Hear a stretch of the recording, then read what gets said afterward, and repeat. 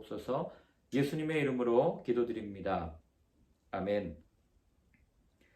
네, 오늘 처음으로 실시간으로 이렇게 예배를 드리는데 참 많이 어색합니다. 그래도 오늘 우리에게 주시는 이 말씀 함께 나누기를 원합니다. 자, 우리 출애굽기 25장 1절부터 40절까지의 말씀이에요. 출애굽기 25장 1절부터 40절까지 우리 한 목소리로 함께 같이 읽겠습니다. 여호와께서 모세에게 말씀하여 이르시되 이스라엘 자손에게 명령하여 내게 예물을 가져오라 하고 기쁜 마음으로 내는 자가 내게 바치는 모든 것을 너희는 받을지니라. 너희가 그들에게서 받을 예물은 이러하니 금과 은과 놋과 청색, 자색, 홍색 실과 가는 배실과 염소털과 붉은 물들인 수량의 가죽과 해달의 가죽과 조각목과 등유와 관효에 드는 향료와 분향할 향을 만들 향품과 호마노며 에봇과 흉패에 물릴 보석이니라. 내가 그들 중에 거할 성소를 그들이 나를 위하여 짓되 물은 내가 내게 보이는 모양대로 장막을 짓고 기구들도 그 모양을 따라 지을지니라. 그들은 조각목으로 궤를 짜되 길이는 2규빗 반, 너비는 1규빗 반, 높이는 1규빗 반이 되게 하고 너는 순금으로 그것을 싸되 그 안팎을 싸고 위쪽 가장자리로 돌아가며 금태를 두르고 금고리 넷을 부어 만들어 그 네 발에 달되 이쪽에 2고리 저쪽에 2고리를 달며 조각목으로 채를 만들어 금으로 싸고 그 채를 궤 양쪽 고리에 꿰어서 궤를 매게 하며 채를 궤 고리에 꿰인 대로 두고 빼내지 말지며 내가 내게 줄 증거판을 그 궤 속에 둘지며 순금으로 속죄소를 만들되 길이는 2규빗 반, 너비는 1규빗 반이 되게 하고 금으로 그룹들을 속죄소 두 끝에 쳐서 만들되 한 그룹은 이 끝에 또 한 그룹은 저 끝에 곧 속죄소 두 끝에 속죄소와 한 덩이로 연결할지며 그룹들은 그 날개를 높이 펴서 그 날개로 속죄소를 덮으며 그 얼굴을 서로 대하여 속죄소를 향하게 하고 속죄소를 궤 위에 얹고 내가 내게 줄 증거판을 궤 속에 넣어라. 거기서 내가 너와 만나고 속죄소 위 곧 증거궤 위에 있는 두 그룹 사이에서 내가 이스라엘 자손을 위하여 내게 명령할 모든 일을 내게 이르리라. 너는 조각목으로 상을 만들되 길이는 2규빗, 너비는 1규빗, 높이는 1규빗 반이 되게 하고 순금으로 싸고 주위에 금태를 두르고 그 주위에 손바닥 넓이만한 턱을 만들고 그 턱 주위에 금으로 태를 만들고 그것을 위하여 금고리 넷을 만들어 그 네 발 위 네 모퉁이에 달되 턱 곁에 붙이라. 이는 상을 맬 채를 꿰 것이며 또 조각목으로 그 채를 만들고 금으로 싸라. 상을 이것으로 맬 것이니라. 너는 대접과 숟가락과 병과 붓는 잔을 만들되 순금으로 만들며 상 위에 진설병을 두어 항상 내 앞에 있게 할지니라. 너는 순금으로 등잔대를 쳐 만들되 그 밑판과 줄기와 잔과 꽃받침과 꽃을 한 덩이로 연결하고 가지 6을 등잔대 곁에서 나오게 하되 다른 3가지는 이쪽으로 나오고 다른 3가지는 저쪽으로 나오게 하며 이쪽 가지에 살구꽃 형상의 잔셋과 꽃받침과 꽃이 있게 하고 저쪽 가지에도 살구꽃 형상의 잔셋과 꽃받침과 꽃이 있게 하여 등잔대에서 나온 가지 6을 갖게 할지며 등잔대 줄기에는 살구꽃 형상의 잔넷과 꽃받침과 꽃이 있게 하고 등잔대에서 나온 가지 6을 위하여 꽃받침이 있게 하되 2가지 아래에 한 꽃받침이 있어 줄기와 연결하며 또 2가지 아래에 한 꽃받침이 있어 줄기와 연결하며 또 2가지 아래에 한 꽃받침이 있어 줄기와 연결하게 하고 그 꽃받침과 가지를 줄기와 연결하여 전부를 순금으로 쳐 만들고 등잔 7을 만들어 그 위에 두어 앞을 비추게 하며 그 불 집게와 불똥 그릇도 순금으로 만들지니 등잔대와 이 모든 기구를 순금 1달란트로 만들되 너는 삼가 이 산에서 내게 보인 양식대로 할지니라. 아멘. 좀 길지만 오늘 함께 같이 읽었습니다. 이렇게 막 복잡하게 되어 있는데 제가 어제 저희 그 교회 단톡방에 올려드렸던 그 블로그와 그 다음에 제가 정리해 놓은 그 글들을 보면 이게 어떤 모양인지를 분명하게 알 수 있을 겁니다. 자, 출애굽기 25장부터는 하나님께서 성막을 짓는 설계도를 우리에게 알려주십니다. 어떻게 짓고 어떤 재료를 가지고 어떤 규격을 가지고 지어라 이렇게 말씀을 해주시는 거죠. 그래서 오늘 우리가 읽은 이 본문은 특별히 이 성막 중에서도 이 성막 안쪽, 이 성소와 지성소에 있는 이 지성소에 뭐가 있습니까? 법궤가 있잖아요. 그리고 또 무엇이 있어요? 법궤를 덮는 뚜껑인 속죄소. 이 죄를 속하는 장소 이런 뜻이고요. 그다음에 시은좌라고도 하는데 그게 은혜를 시행하는 자리 이런 뜻이에요. 그러니까 법궤 뚜껑에 이렇게 천사 모양으로 두 그룹을 만들어 놓고 그 뚜껑의 이름을 속죄소 또는 시은좌 이렇게 부른 거고요. 그리고 성소에 이렇게 가면은 세 가지가 있었습니다. 하나는 떡상, 떡을 올려놓는 상이죠. 그리고 또 하나는 오늘 마지막 부분에 나왔던 복잡하게 되어 있는 금초대. 그리고 마지막으로 하나가 더 있었는데 그게 이제 분향단인데 그 단은 나중에 30장에 나옵니다. 그래서 오늘은 이 분향단을 제외한 나머지 성막의 여러 가지 기구들을 하나님께서 말씀하여 주시고 이렇게 만들어라라고 설명을 해 주십니다. 우리가 이런 모습을 보면서 어떤 마음을 보통 갖냐면 야 하나님 참 세심하시다. 이렇게 아주 규격까지도 모양까지도 다 이렇게 정해가지고 이렇게 만들게 하시니까 얼마나 편해요. 우린 그렇게 생각합니다. 그러나 또 약간 삐딱하게 보시는 분들은 뭐라고 얘기하냐면 아니 하나님 그 꼭 그 모양으로 만들어야 됩니까? 뭐 굳이 옴짝달싹 못하게 이건 이렇게 만들고 저건 저렇게 만들고 왜 그렇게 다 모든 규격을 주셔서 사람 이렇게 갑갑하게 만듭니까? 라고 질문하는 분들도 있어요. 하나님 참 이기적이지 않습니까? 어떻게 좀 만들다가 실수할 수도 있지. 그리고 왜 그렇게 꼭 그 규격으로 만들어야 됩니까? 하나님 참 이기적이십니다. 이렇게 또 말씀하시는 분들도 있는 거죠. 자, 여러분들은 어떻게 생각하십니까? 하나님께서 왜 이렇게 세세하게 설명해 주셨다고 생각해요? 이게 바로 오늘 우리가 읽은 이 그 성막을 만드는 몇 가지 원칙 안에 그 답이 들어 있습니다. 자, 우리 먼저 1절과 2절 같이 한번 읽어보겠습니다. 여호와께서 모세에게 말씀하여 이르시되 이스라엘 자손에게 명령하여 내게 예물을 가져오라 하고 모든 것을 자, 성막을 만드는 첫 번째 기준이 무엇이냐면 오늘 여기 있는 것처럼 하나님께서 말씀하세요. 기쁜 마음으로 내는 제물, 기쁜 마음을 가지고 드리는 그 예물만을 받으라라고 말씀하시는 거죠. 그러니까 기쁜 마음으로 드리는 그걸 가지고 성막의 재료로 삼았단 말이에요.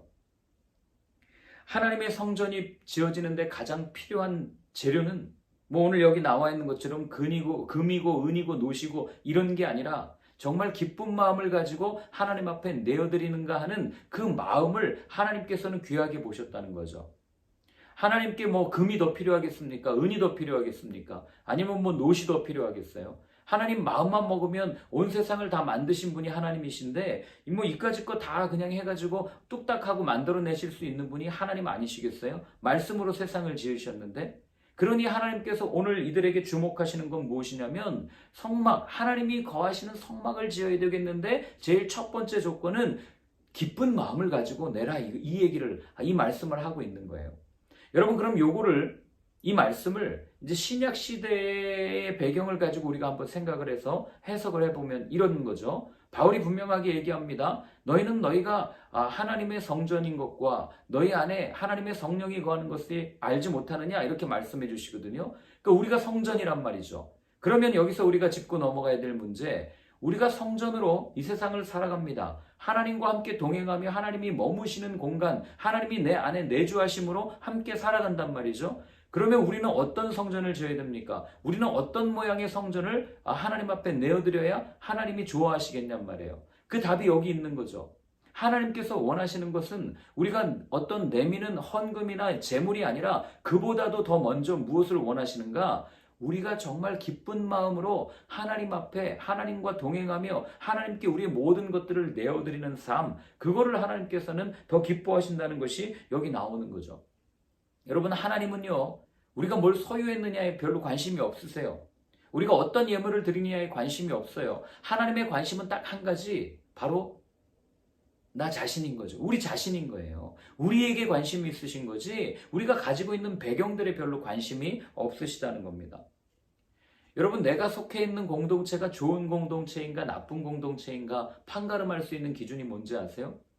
그 공동체에서 나한테 관심을 가져주는데 그 관심을 가져주는 그 배경이 정말 나라는 사람이 좋아서 나라는 사람을 회복시키고 싶어서 나라는 사람을 이렇게 좀 이렇게 세워주고자 관심을 갖고 있는가 아니면 내가 가진 것에 관심을 갖고 있는가 이 두 차이가 공동체를 판가름하는 좋은 기준이라는 거죠. 그러니 여러분 내가 속해 있는 공동체가 혹 후자 내가 소유한 것, 내가 가지고 있는 것, 내 배경에 관심이 있어서 나에게 관심을 둔다면 여러분 거기서는 빨리 떠나셔야 돼요. 왜냐하면 그런 관계에는 생명이 나지 않기 때문에 그렇습니다. 여러분 주고받는 이런 관계 속에서는 어떤 이익 관계에 따른 그런 관계만 늘어갈 뿐이지 그 안에서는 어떤 생명도 솟아나지 않는다는 거예요. 반면 하나님과의 관계 속에서는 하나님은 기브 앤 테이크를 싫어하세요. 무언가 주고 무언가 받고 내가 이만큼 줬으니까 하나님도 나한테 이만큼 주십시오. 이거 별로 원하지 않으시는 거죠. 하나님은 오로지 그냥 우리 자신한테 관심이 있는 거예요. 얘는 도대체 무슨 생각을 하고 사나? 얘는 도대체 마음에 어떤 것이 담겨 있나? 얘는 어떤 것을 좋아할까? 얘는 어떤 마음을 가지고 살아가나? 이런 거에 관심이 있으신 분이 하나님이시라는 거죠. 그러니 우리는 이런 하나님의 마음을 놓치면 끊임없이 하나님을 마치 거래처 사장님처럼 만들어버린단 말이에요. 우리 아빠 되신 하나님을. 하나님 내가 이만큼 드려요. 그러니까 내게 주십시오. 오늘 성막도 잘못 이해하면은요, 어떻게 되는지 아십니까? 하나님 내가 하나님께 이런 예물을 드렸으니까 우리에게 은혜를 주십시오.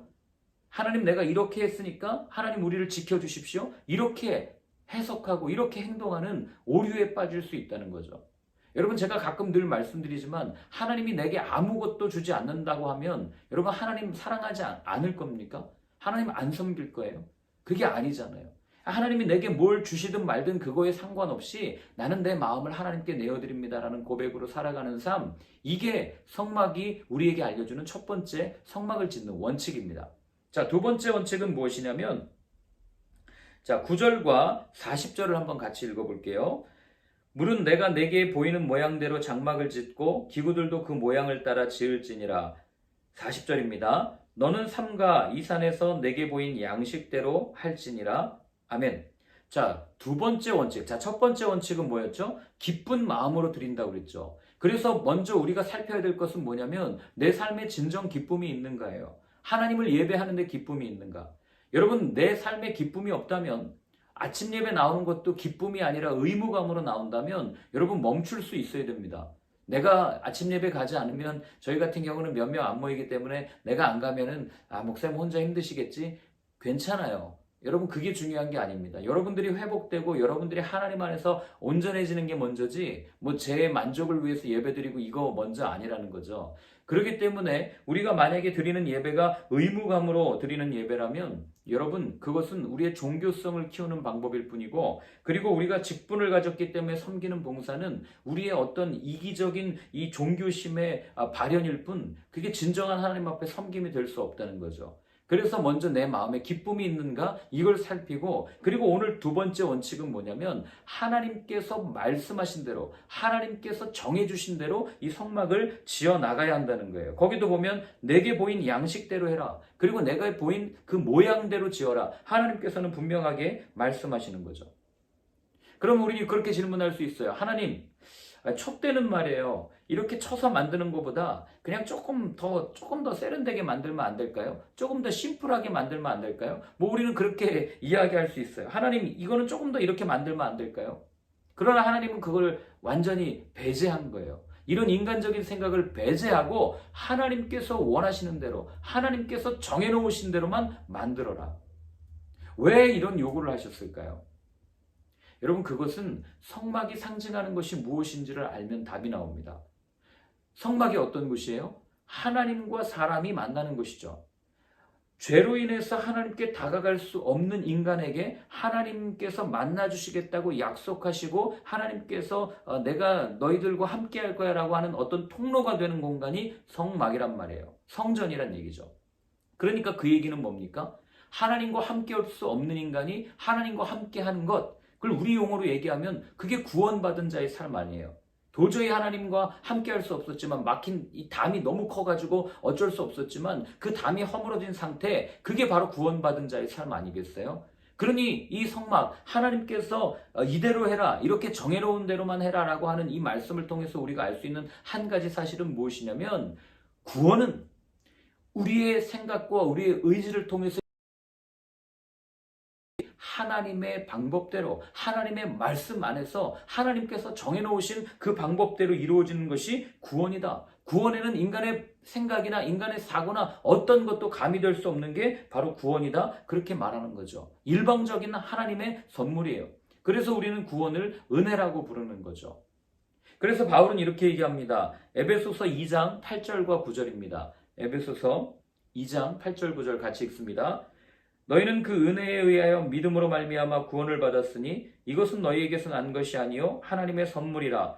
행위에서 난 것이 아니니 이는 누구든지 자랑하지 못하게 함이라. 아멘.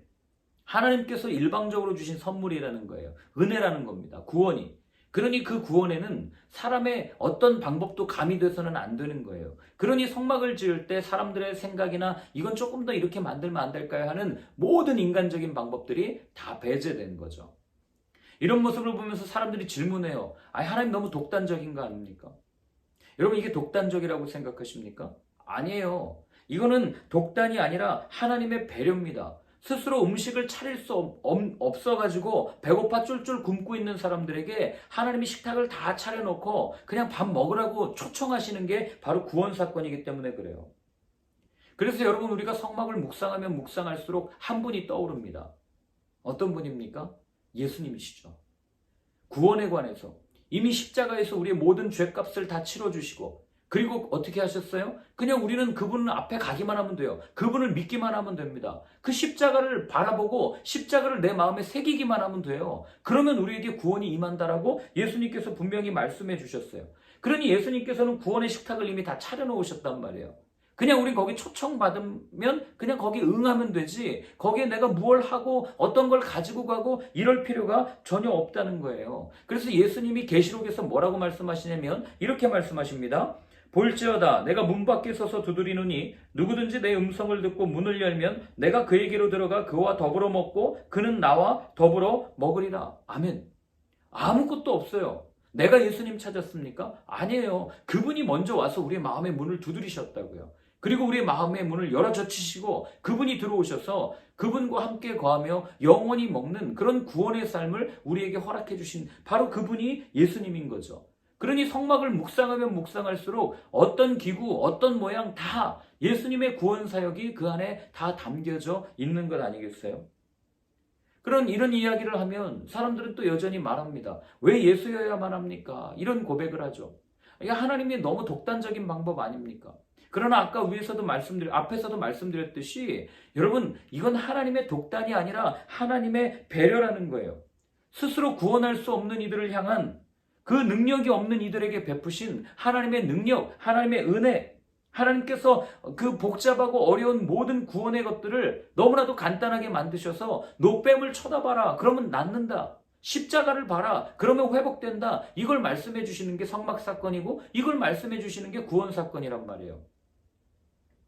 근데 여러분 우리가 물건을 구매할 때도 너무 싸면은 이거 좀 뭔가 이상한데? 이거 하자 있는 거 아니야? 이거 중고품 아니야? 뭐 이런 생각을 하면서 그 물건에 대한 신뢰도가 떨어질 때가 있어요. 구매를 잘 안 하죠.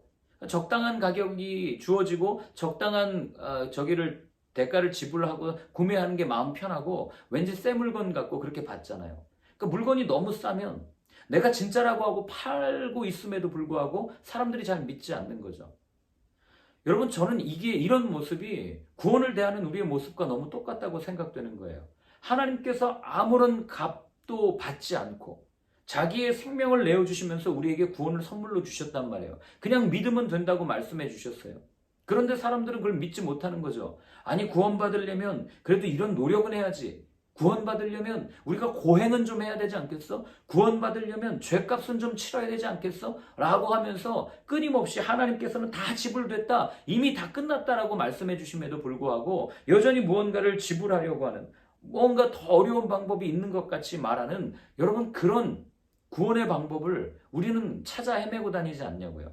그게 우리 신앙생활도 마찬가지예요. 내가 열심히 기도하고 내가 힘들지만 아침마다 나와서 눈물을 짜내면서 힘을 다하여서 기도해야만 마치 내가 무언가 된 것과 같은 내가 구원의 반열에 오른 것 같은 그런 생각을 가질 때가 얼마나 많냐고요. 여러분 그렇지 않아요? 이미 우리가 예수를 그리스도로 고백하는 순간 이미 우리가 예수님을 나의 구주로 영접하는 그 순간 우리에게는 구원이 임한 겁니다. 어떤 대가도 필요하지 않아요. 어떤 인간적인 방법도 필요하지 않습니다. 여러분 그거 아시죠? 명강사는 이 강의를 잘하는 명강사는 아주 어려운 거를 아주 쉽게 설명하는 사람이에요. 그렇지 않겠습니까? 그리고 진짜 고수는 정말 어려운 것을 쉽게 풀어갑니다.